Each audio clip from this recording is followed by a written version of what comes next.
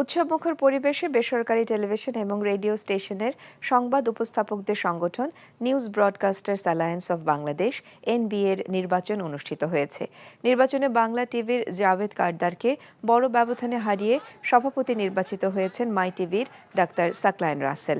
বিনা প্রতিদ্বন্দ্বিতায় সাধারণ সম্পাদক নির্বাচিত হন এনটিভির রাইসুল হক চৌধুরী।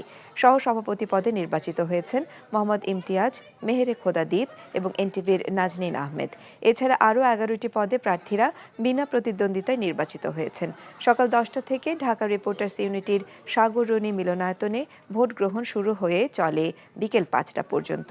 বিভিন্ন টিভি চ্যানেলের উপস্থাপকদের উপস্থিতিতে মিলন মেলায় পরিণত হয় ভোট গ্রহণ স্থল।